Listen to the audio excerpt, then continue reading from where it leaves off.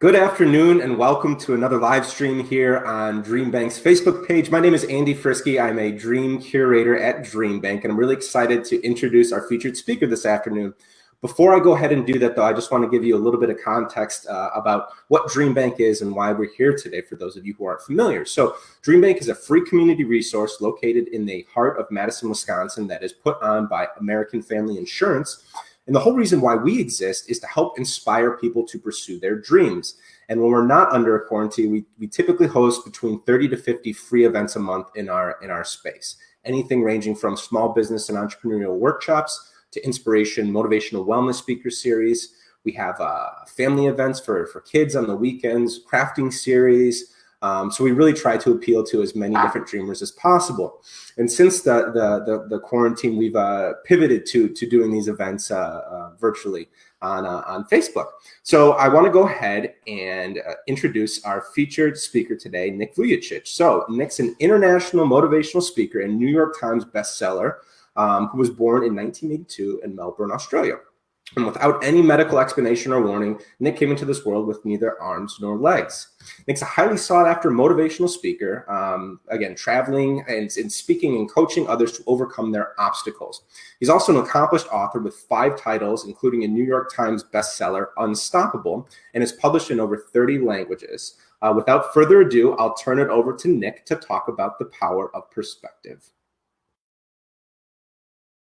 Thank you, Andy, very, very much. My hands got in the way of the signal. I'm joking. It's so wonderful to get to know DreamBank as a company. Andy, I love your title as a dream curator. If you're a dream curator, I hope that I'm someone who can inspire you, encourage you to continue to be resilient in the challenges of life, to embrace them, to know that we always become stronger on the other side. And for those of you who do not know my story, I was asked to share just a quick summary of my story.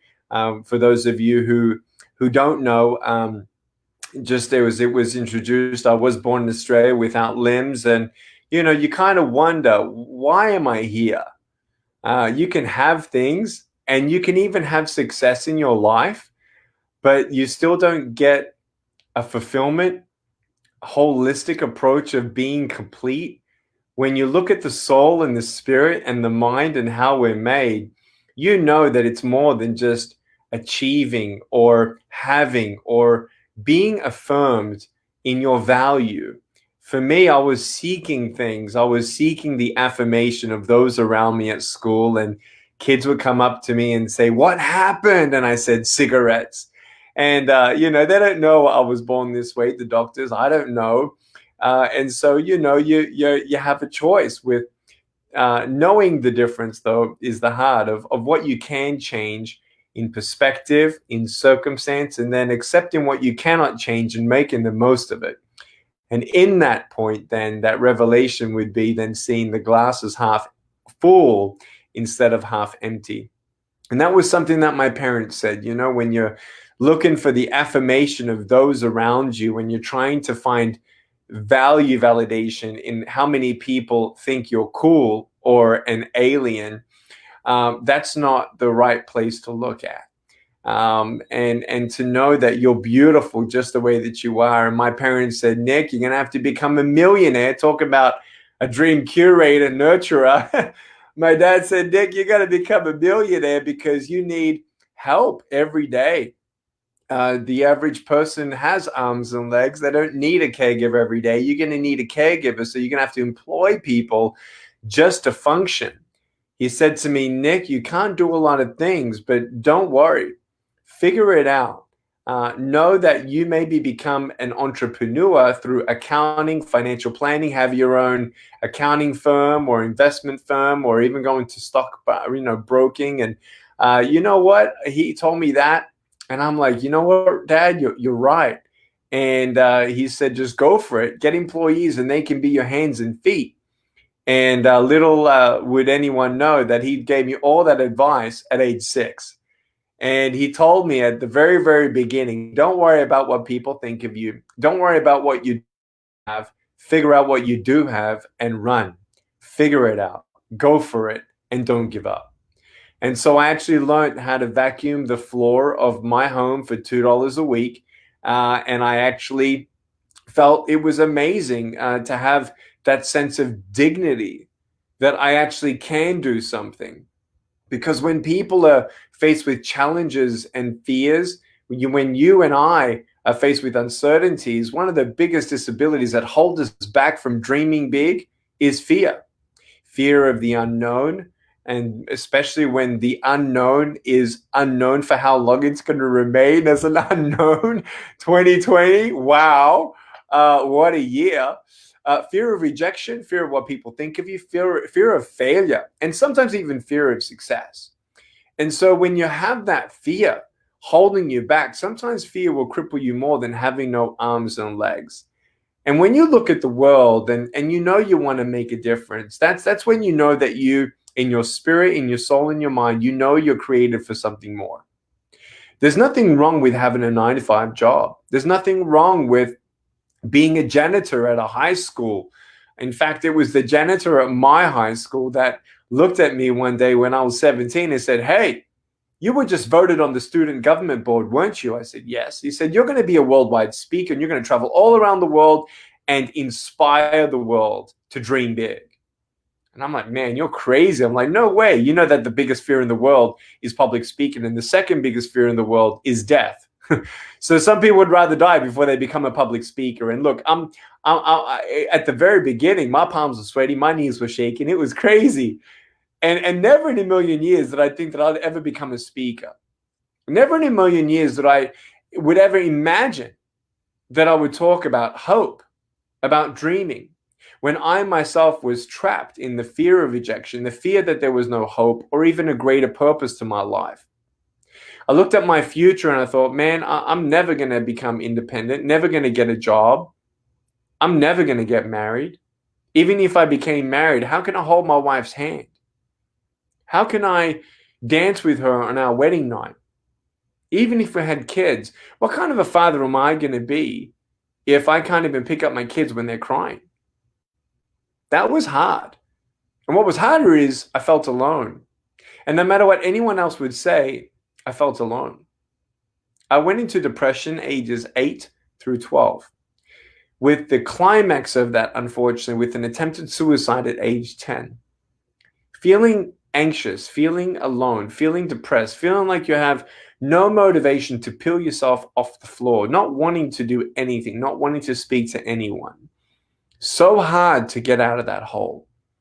If you go through depression or something like that, let me just, first of all, before we talk about thriving, let's talk about surviving. Because in 2020, we've all had a lot of uncertainties thrown at us. Maybe you've experienced some anxiety, some fear, some depression. I'm going to give you maybe 3 or 4 things that you can do. First of all, believe it or not, I'm the motivational speaker and I needed motivation and inspiration myself. It was quite a difficult 2020 for me. And I'm not afraid to admit as well that I went through some mental numbness, because when you go through something difficult, I mean, imagine my parents when they saw me for the very first time, they had no idea that I was going to be born this way. When I was born, that's when they figured out, oh my goodness, he has no arms or legs. You go through the emotions. Just because you're a strong person, it doesn't mean that you don't go through those emotions. It's understanding though what to do with those emotions, and then also not putting unnecessary restraining on a timeline of how long time should pass before you don't feel that anymore. You go through shock, you go through grief, you go through moments of calculating, what could have I done? What shouldn't I have done? What could have I done differently? And you go through that process. We all go through that process. But then we come to a point of like, okay, it is what it is. Now I figured out I can't change this, and this, and this, because you try paddle and do everything you can. And then when you know you've done everything you can, that's when you can actually sleep a little bit more. Because if you can change something, that change is going to happen if it's in your control, if you continue to be resilient and figure out what you can change. But there's a point sometimes where you realize, okay, I can't really change my situation. And that's when I can actually go to sleep the best. Because I know that when I know that I've done all that I can, now it's like, almost like a waiting game, a prep game, a preparation, getting ready for that opportunity when it comes, that you see it, you identify it as soon as you see it. And that's just the way I've been kind of, I guess, brought up and forced to think, because I have no arms and legs. I had to figure it out. I had to persevere. The one thing that helped me to persevere through those depressed years is the love of my parents. I didn't want them to miss me. I didn't want them to go through that pain and thinking at my grave, man, I wish we could have done something more for little Nick, because I did everything that they could and they did nothing but love me. And I didn't want to disappoint them or give them that grief. So I decided to stay. I didn't see a bright future. I didn't see a silver lining. But my friend, if you're out there and you're thinking of giving up, can you just decide right now, today, I'm going to decide to stay. Take one day at a time. So how do you get through depression? Here's the 3 or 4 points. First of all, write out the things that you're thankful for. Think of it. Scale of 1 to 10, 10 being the greatest level of gratitude, if you will. We're talking about an attitude of gratitude. Something actually that I think is actually the most, how would you say, undiscovered principle of life.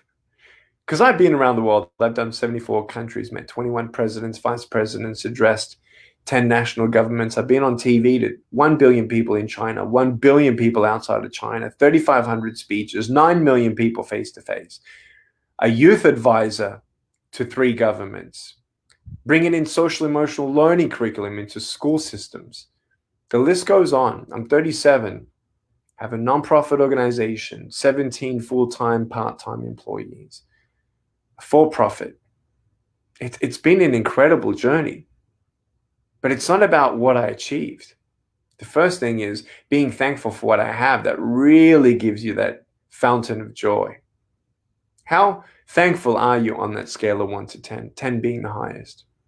Here's a great quick mental exercise for you to really know if you're a thankful person. Imagine you only had 10 seconds to breathe, starting from now, and then it's done. 8, 7, 6, 5. This is it. 4, 3, 2, 1. Here's the good news. You're still breathing. You could be thankful for life first, but who are those that really mean the world to you? When was the last time you hugged them, massaged their stinky feet, got them flowers, had a conversation with your children that had nothing to do with 2020 or COVID or clean your room or do this, do that? Talk to them. When was the last time you just went out for a walk or did something recreational as much as you could with them and try to meet them where they're at? Play a video game with them or something. I don't know. Play a board game. You know where I'm going with this? Faith, family, friends. Those things that really fill you up.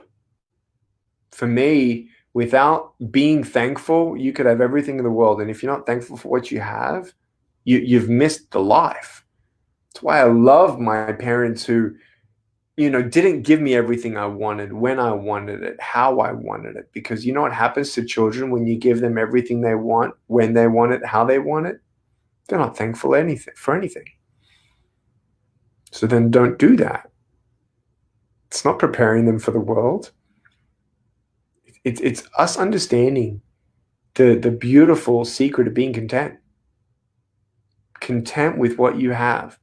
And when it gets bad and you're depressed, here's point number 2. Honestly, this is what I've actually added into my speech because it really got bad for me this first quarter of 2020. I added in the fact that as bad as it was, I actually did like mental exercises to say, well, it could have gone worse here and here and here. And that helped me. And it's not like, oh man, what a downer. No. Being thankful for that too. The third thing is counseling. Some of us need counseling. Some of us just need to talk to a friend. Not expecting that they can help you, but at least telling someone, hey, can you check in with me? Or, hey, how are you doing? That interaction, I found I needed like a weekly touch from someone on the phone, voice, not FaceTime, not text, but just audio. Hey, how you doing? You don't talk about the stuff. You just talk about life and what was the new thing that your kid said or something like that. Just getting out of your own bubble helps. But if you need help, if you're ever suicidal, you have thoughts of that, call a hotline, speak to a counselor, tell a friend, tell someone. You don't have to do it alone. Fourthly, to get out of this is actually when you don't get a miracle, you can still be one. It was absolutely incredible for me to feel so depressed in those years and pockets in my life. But then I realized how beautiful it is that maybe I can't do this, this, and this, but I can try be a listening ear to that person. Maybe that's what you need. Maybe you feel like you're on this mode of surviving and you're like, Nick, I don't want to talk to anybody. I have a fear of inadequacy that I could say anything that's good. I can't even, motivate myself, let alone just talk to someone. No, try it out. You might surprise yourself. You might be surprised with how beautiful it feels with that purpose-driven philosophy lived out in action. That it's not about just me and what I feel and what I can get or get through. It's about someone else.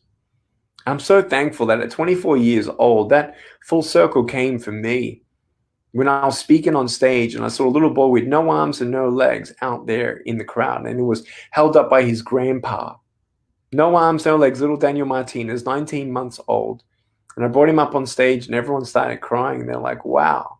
And I thought to myself, man, if I was born with this disability and I persevered through my life and depression to not just get what I've gotten or become the resilient person that I am and to try be a world changer, but just to change the world of one person.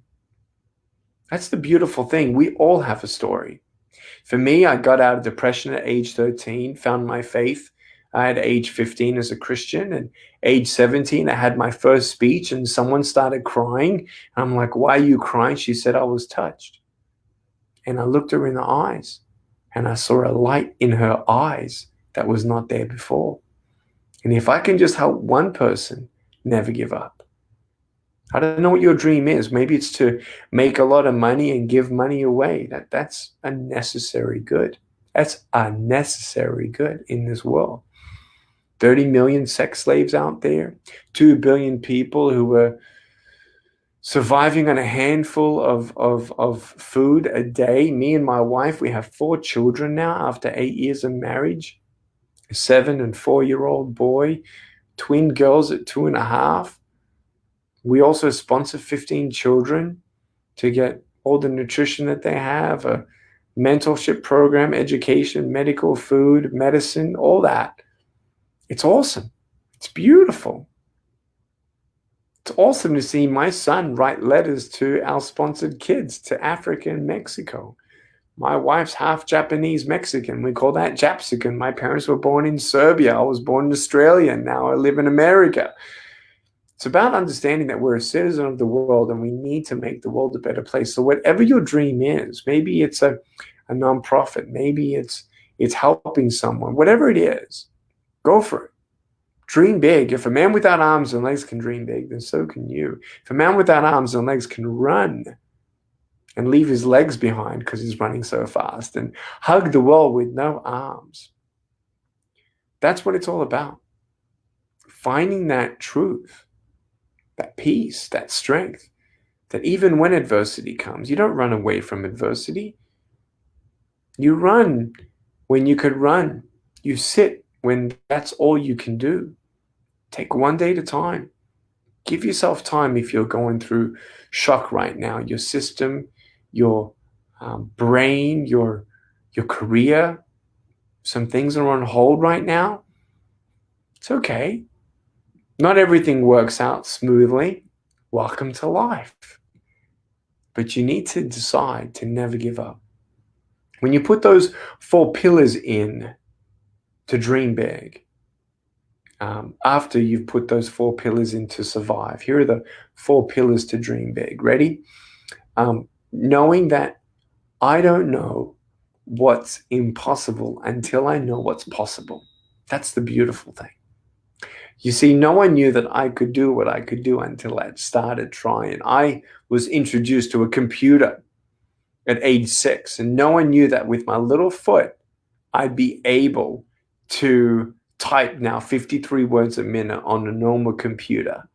No one knew that I would get a double degree in accounting and financial planning and graduate at 21, go into stock market trading as a teenager, going into real estate investing as a teenager, giving away $30,000 before I'm 20, starting a nonprofit organization called Life Without Limbs, which allows me to go on a vehicle and normally world tours to talk about my faith. And we've given away now nearly $1.5 million to the poor and needy. It's been incredible. Our social emotional learning curriculum, AIAcurriculum.org, for parents from K to 12 for kids to bring in values and principles. It's what the schools are realizing we need more and more, not just academics and resources, but values and morals to make good choices, to help them think and start a decision process, help them to understand that they can't play the victim card in their area of life, of circumstance or whatever, but to do our best, to know that together we're stronger, and to know that we all can be a world changer. And that's the beauty of this life. No one knows what I can achieve until I try, right? That's first, number one. Number two, decide to never, ever give up. Now, when do you know a dream should be let go? Well, if you're single and you don't have kids, you keep on running like a thoroughbred till your heart gives out, or until your heart changes. Now, if you're married and you have to now think of your family responsibility or your spouse, for as long as your heart feels the same and you have that support without sacrificing the family, you keep going until your heart changes. But you got to keep on going, to never give up. Sometimes I've now realized at age only 37 that some dreams come in our head and are planted in our heart and nothing really happens for maybe 10 or 15 years. Then you start and then you stop. And you got to be okay with that. We realize pretty quickly that a lot of these factors and variables in dreams are not in our control. Because if it was easy, then it would happen quick. So why do you need courage? Courage to try. What is courage? When you're dreaming? Courage is not when you're not afraid. You don't need courage to win. Let me tell you why. Because if it's easy, the chances of your goal then, if it's easy, it's not so significant. Because any goal or dream that is of significance and a magnitude of importance for, as a global citizen to the world, our contribution, if it was easy, I don't think it'd be so significant. It's the significance of our dream and the magnitude of our dream that shows us how many barriers and obstacles we are going to need to get through, overcome, and persevere through. That's a third thing. Change obstacles into opportunities. Don't see those obstacles and barriers as such, of a negative connotation. Obstacles are opportunities in my mind. I'll never forget, I wanted something off the shelf. And I asked, Mom, can you please get it? She said, no, get it yourself. I had to figure it out. How bad do you want it? One of my greatest friends, Les Brown, he says, how hungry are you? You got to be hungry for it. If you really want it, you're going to go get it. You're going to try. And when you fail, you're going to keep on trying. You need courage to lose. Because most of the times when you're trying to do something significant of magnitude and global impact or community impact or one person impact, guess what? You're going to have to fail. Are you okay with that? The quicker you are at being okay with knowing that you will fail, the quicker you'll get back up and see that failure is your classroom. It's point number 4. If you embrace that failure is your classroom, it's part of the journey. You don't have to worry about the fear and then you're a failure, you're never gonna do anything, it's too big, you're crazy, blah blah blah. You realize pretty quickly when you start sharing your dream with those around you who you love and care for, that they're like the most intelligent people on planet Earth, because as soon as you tell them your dream, they're going to give you a million reasons as to why you're not going to achieve it.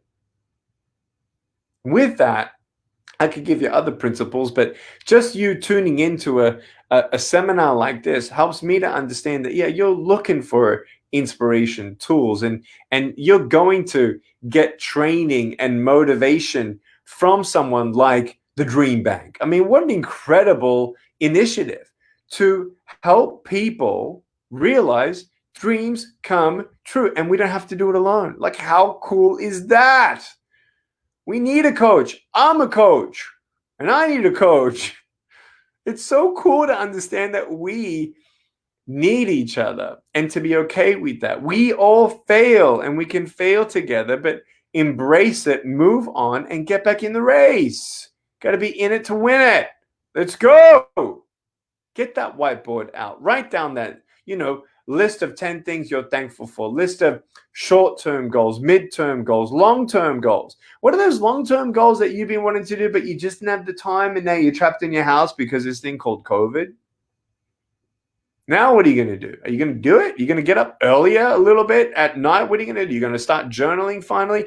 You got that app idea? You got that invention in mind? You just want to get the patent? Whatever. Whatever the dream is, that the nonprofit, the social causes that you want to do, or just getting behind people who are doing a good thing.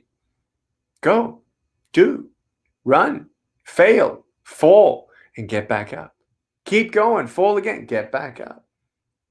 I want you to know that when I started my speaking career then, it was basically embraced after the 12th speech. I was 19 years old, 2002. And I was speaking in front of 300 sophomore students in a public high school in Australia. And I started speaking for about 2-3 minutes, and I realized half the girls were crying. And there was this one girl in the middle of the room who started weeping, and everyone turned to her, and they're like, man. And she put up her hand, and everyone looked, and she said, I'm so sorry. Can I please come up and give you a hug? I'm sorry to interrupt. And she came up in front of 300 of her peers, and she hugged me, and she cried on my shoulder, and she said, thank you, thank you, thank you. No one's ever told me that they love me. No one's ever told me that I'm beautiful the way that I am. I was in shock. I had a flashback of when I was trying to fill my lungs up with water, trying to drown myself. I had a flashback, and it was the one thing that held me through to not give up was the love of my parents. They told me, Nick, you're beautiful. Nick, we love you. Nick, don't worry. Nick, don't give up. Nick, we love you. You're beautiful. We love you. You're beautiful. Nearly every day. If I didn't have that, I wouldn't be here. And I just possibly could have saved someone's life. And that's when I knew I was born to be a speaker. It was incredible. I told my mom and dad, I know what I want to be for the rest of my life. And my dad said, good, finish school first. And I did. But little did I know that I would travel on 2,500 plane rides around the world, speak to 9 million people, star in a Butterfly Circus short film. Check that out on YouTube. A 22-minute short film called The Butterfly Circus. Now today, a Nick Vujicic podcast. Check it out, youtube.com/Nick Vujicic. I'm not able to travel around the world, but now I'm starting a podcast to inspire people to dream big, to not give up. It's so cool. Out of 12 million social media fans around the world, if I can just help one person, arms and legs, I don't need them. It's going to give me arthritis later on anyway. It's coming back to the attitude of gratitude. You can have everything. You can experience everything. But until you find that purpose-driven thread, DNA, spark, drive, whatever you want to call it, calling, conviction that makes you come alive. They say if you haven't found something to die for, you haven't found something to live for. And I found it for me. I have. And I want you to know you can find that peace. You can find that strength, and you can find that hope. And if not only can we inspire someone, but we can inspire someone to inspire someone else, that's when we're talking about a compound interest of world changing. I'm interested in that. I'm interested in compounding that. Let's do it. Let's go for it. Let's run. So dream. I want to tell you a couple more things because I got 4 minutes and I'm going to take every single minute. And then we're going to have a Q&A back and forth. That's why it's really cool. Andy's going to come back in 4 minutes and then he's going to be the moderator of our discussion. But for those of you who have gone through a different struggle previously, for instance, when I was 19, I was on the stock market, lost a ton of money. At one point, gave up, made a lot of money, then lost a lot of money. 2011, as an entrepreneur, you know that you can expect to lose all your money once at least. So that happened to me in 2011 and got it back. Now 2020, what an uncertainty for especially motivational speaking. Yeah, but it's okay. You look back at your last problem, your last obstacle. Do you know what's so cool? Is about 4 or 5 years after I went through that personal financial crisis in 2011, it's about 2015, 2016, I was looking back and I'm thinking, I know that I learned 2 or 3 really good lessons from that. Lessons that I would never want to relearn, right? I challenge you something. Here's something beautiful that no one's ever told me or taught me to do, and I'm going to teach you how to do it. I want you to take time today. I've told you a couple of things, like to write down what you're thankful for, write down short-term, mid-term, long-term goals. But here's one more thing to consider in writing. Write down in a couple sentences, as difficult as it is, what you really went through and the date of it. Name it. Give it a title. Write down the 2 or 3 things you know you already learned from that. Like, I have learned that I should. I have learned that in the future I will, or I will not. Think about it for about an hour to an hour and a half and go back and discover more lessons of that life lesson that you went through. You'll be surprised that if you go back there, as yucky and icky it feels to go back there, you don't have to experience it except for in your head. Don't go too deep there in the emotions, but on an operational, analytical point of view, on a coaching point of view, I tell everyone, go back. What else could you have learned? Can you imagine if you double your lessons and experience, you double your wisdom just because you reflected on what you went through 4 or 5 years ago, and since then, your brain has developed, your experience has expanded, and now looking back, you're like, oh yeah, maybe I should have learned this, this, and this as well.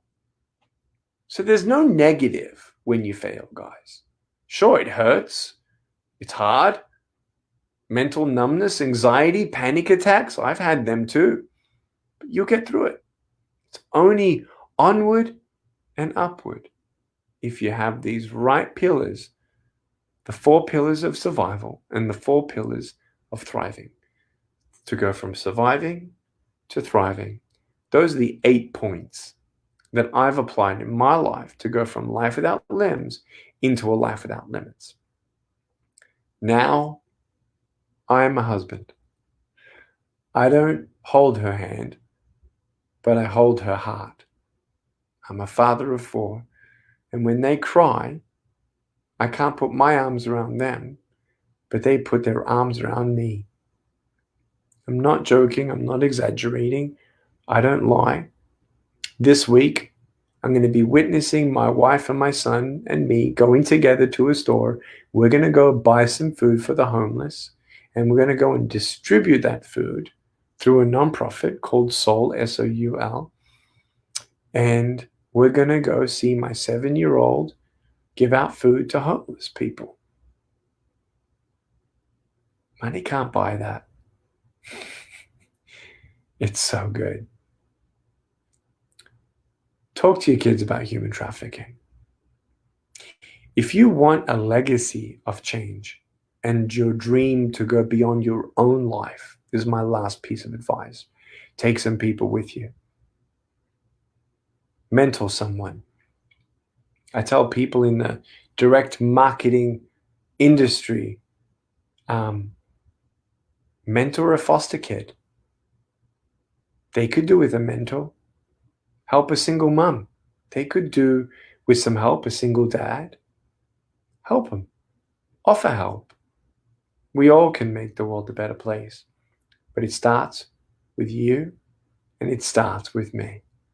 So I hope today you've been inspired, encouraged to be thankful, to dream big, be empowered to get through depression, anxiety, fear, break through it, change obstacles into opportunities, to know that if you're learning something, that's an opportunity.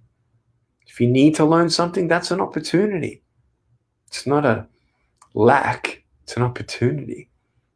So take those opportunities and run. Thank you so much for listening, and I hope that you've been encouraged today. Thank you. Thanks so much for that, Nick. Definitely very inspiring sitting in and listening to your presentation. I want to go ahead and encourage everybody who's tuning in right now, if they have any questions for Nick, to go ahead and comment them. We've gotten a lot of really good praise from people here, people tuning in from all over the country as well too, which is kind of neat. Awesome. From New York to Iowa, Eugene, Oregon, so and Madison area as well too. Let's see here. Got a comment from Darlene just saying that the journey towards your dream is really where the magic growth happens. Tough, but so worth it. And I definitely agree with that, Darlene. Let's see. A lot of thank you, a lot of praise for being aware of the crisis in human trafficking. It's everywhere and it is terrifying. Absolutely, Anne. So Chris has a question here. So first of all, thanking you, Nick, but then has everything happened in 2020, with everything happening so far in 2020, has that changed your goals at all? Oh, yeah. Wow, it's a great question. So it's helped me forcefully accomplish something that I really wanted to do, which is true. I did really want to do it, which is slow down, get off the road, reach more people. I've been advised many times to partner with companies and become like a monthly coach to brands, companies, CEOs, coaching them. On my podcast, I'm now partnered with Storyville Coffee. They give away 90% of their net profits or something very significant somewhere there. Don't quote me on that, but the majority of net profits, I know the owner personally, to human trafficked rescuing and rehabilitation. And so on my podcast, I'm able to spread good news and hope and love and messages of resilience. And, you know, for those of us who drink coffee, I can tell other people, hey, you might want to change your coffee because your coffee tastes better when it's delivered to your door, fresh roasted from Oregon. But you drinking your coffee during breakfast or whatever, whenever you have it, you are making, you're a reason for someone else's freedom.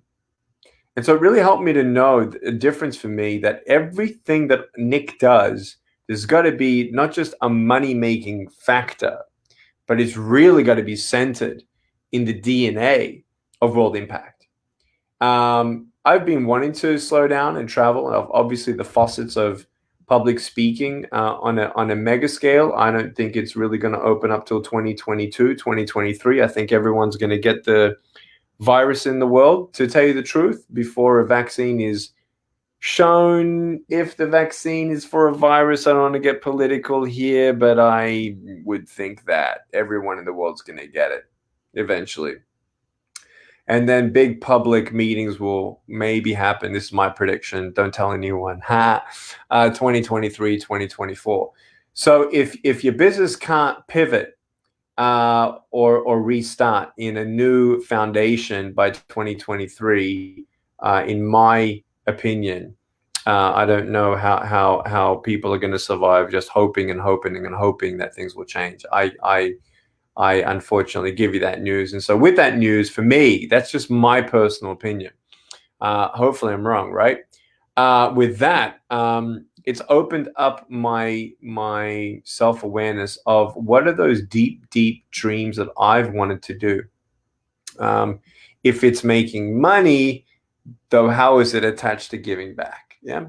So whether it's starting a realty investment firm here in Texas, getting my realty license, going on the stock trading, again, technical analysis trading.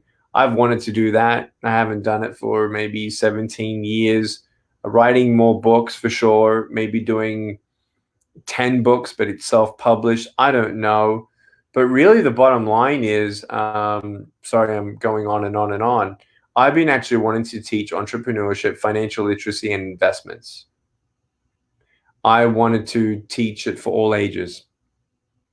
I'm not happy with anything that's out there, to tell you the truth. It's not holistic. People take their levels or stance or perspective. Some people only go to budgeting and literacy and getting out of debt. It's not enough. Unfortunately, 50% of all the arguments in every marriage is money. Money helps. Without money, I can't function. And there's a lot of hurting people out there who need help. And so they say money makes the world go round. And if money's a game, money comes and goes, then how do you see it in a way that's non-emotional and you empower the next generation, especially the millennials who are compounded in their hearts on generosity like never before. No other generation, I think, has been so compassionate and generous. Yet there are some defaults, if you will, to some victimization mentality as well in this next generation. But how can we empower them and help them get them on their feet and inspire them to dream big, to become financially independent, and then empower other people? That's what I want to do. So I want to do an entrepreneurial school, I feel, and a couple other things on the side, and reach people just like this. This is amazing. You have no idea what it feels to be a human being who's 37 years old and traveled some countries up to 37 times. And now being able to be at home and reach people through technology, such a cool new chapter in my life. So we've been fishing now. If you count this week coming, we're going on a boat. That'll be the third time fishing with my boys in 3 weeks. And we haven't missed a beat. Amazing when you have an incredible team as well. And you know how to lead them. So there's a lot in that pact, Andy, but that's that. And if you want me back, let me know. Yeah. Appreciate you sharing that. That's great that you and your kids are able to spend so much time fishing together. A lot of, again, like I mentioned, a lot of really good praise here. One in particular from Deanna. Nick, your speech was so real. I felt every single word, heart emoji. Thank you for opening your experience and your soul to the world. And I definitely echo that, Diana. Annabella has a comment here too. My kids and I send you hugs, Nick. We just finished reading your book, Life Without Limits, this past week. Nice. Yeah, we laughed at all your stories. Thanks for the encouragement. That's a funny book, man. Life Without Limits. Check it out. And please make sure you go to the podcast, because we got as well, some leadership stuff for free. Every Wednesday, me and my coach, actually, we have a one-on-one. So check it out, Nick Vujicic podcast. It's audio as well, Spotify, Apple, whatever, and then the YouTube channel. I just want to plug that one more time. But yeah, I'm glad that you like that book. There's a lot of books out there. I've done 5 or 6 of them actually, and it's been awesome. So check it out. Yes. Patty has a question about, she's wondering if you could just repeat the name of the coffee company. Yeah. It's a beautiful mission. Yeah. Storyville, STORYVILLE.com/Nick. If you actually order your Nespresso or K-Cup or whole bean, I'm actually been drinking it for about 5 years. It's actually #1 on Yelp in Seattle. #1 roaster, according to the Wine Connoisseur magazine. They've got a beautiful shop at the Pike in Seattle. So check out Storyville Coffee, storyville.com/Nick, and type in the promo code NICK. You'll get 50% off your first shipment order. Awesome. Anne's got a question. What advice do you have for high school students as they deal with changing to virtual learning in a life without the structure of a school day? I tell you, I don't feel qualified as qualified as I can tell you as I'm qualified. Man, I want to, 2 things, all right, real quick. I want to first of all preface that I can't really speak into it till September, October to really see what's happening. I'm quite scared. I'm very afraid. For many reasons. How can I say it? Because I've never been asked this. First of all, let's get to the basics. #1 of the 2 things. Do your best, roll with the punches. I think a lot of kids are going to struggle.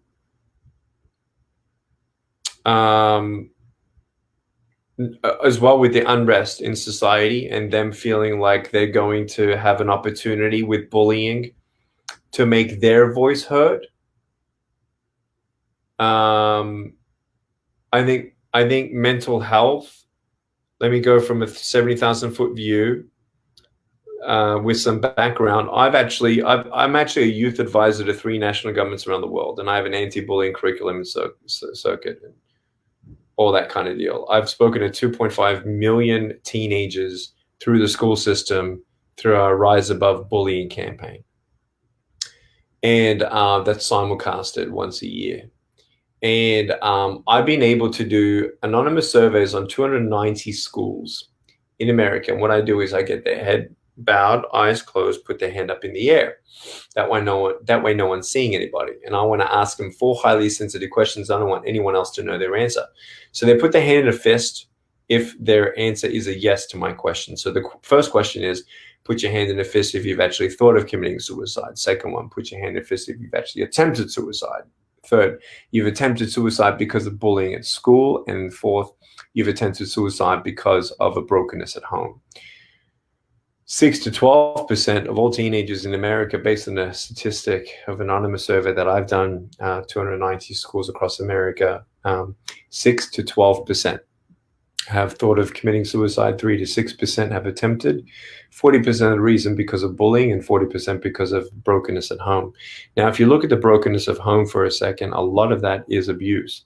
And a lot of the abuse happens during the summer. Why? Because they're at home. So double it. Bullying, I think because of all the uncertainty and all this going on and the newness going on, amongst the social distancing, which I actually hate. They should actually rename social distancing to physical distancing. Has nothing to do with social. I think bullying is going to skyrocket.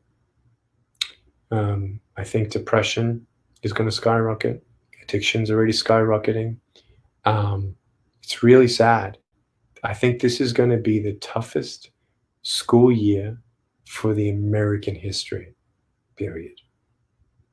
I don't know what's going to happen. I don't know. And I feel bad for the teachers. I feel bad for the parents. I don't want to feel like this is now like a dark whatever, but it's going to be tough. And every parent out there, if you are not teaching your kids values and attitudes, and don't just do this because I tell you, or don't do this because I'm telling you not to do it, but have them have that conversation, have conversations with them. It's really important to put those values. In fact, if you look up the website, aiacurriculum.org, aiacurriculum.org, there are free social emotional learning lessons that were given out to parents from K to 12 that can help them administer values in their own home. So I really feel like it's important to have those conversations with adults. I feel like there's going to be more talking in the home than before, ever before.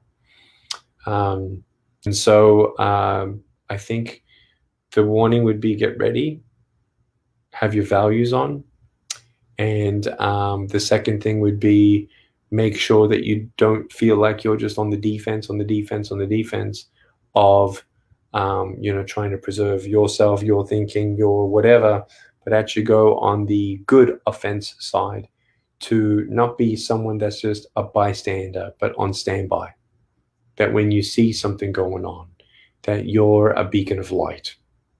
And I think that's going to be very important. I think this generation is really, I think either we're going to see the lack of values to the nth degree like we've never seen before, or a fast track of maturity like never before. And lastly, if you're a student government body leader, man, the weight on your shoulders, you can make an impact. I've never seen a social project or initiative or values-based environment unless it was student-led. What's interesting about this is there's going to be some division. So it's going to be interesting. And it's not even just division, it's sometimes even the lack of the knowledge of the education and awareness of the whole holistic, intricate, layered information and knowledge and understanding you need to have in any of these issues going on moving forward before you really have an opinion. I think a lot of people form their opinions based on other people's opinions, and I encourage you to, before you formulate yours, really dig deep into all of this and do your best to do everything that you can for your school to remain neutral and loving and unified as much as you can. How's that for being politically sensitive? Thank you for that response there, Nick. We did go ahead and put a link to the AIA curriculum in the comment section. So those of you who are tuning in, just in case it may get buried, it's there. That's it for questions right now. I just want to give a big shout out and thank you again to Nick. I want to thank everyone who tuned in today too. There were a few comments about people tuning in a little bit late. This will be posted on our Facebook page in its entirety. You can go back and watch it all the way through again. With that being said, we'll go ahead and cap it there. One big last thank you to everybody. We'll see you next time. Love you, Andy. Thank you. And thank you. Your dream curator title, bro. I love that. The DreamBank and the dream curation. Everyone keep dreaming big. And it was an honor to serve DreamBank today, mate. Thanks. Thank you.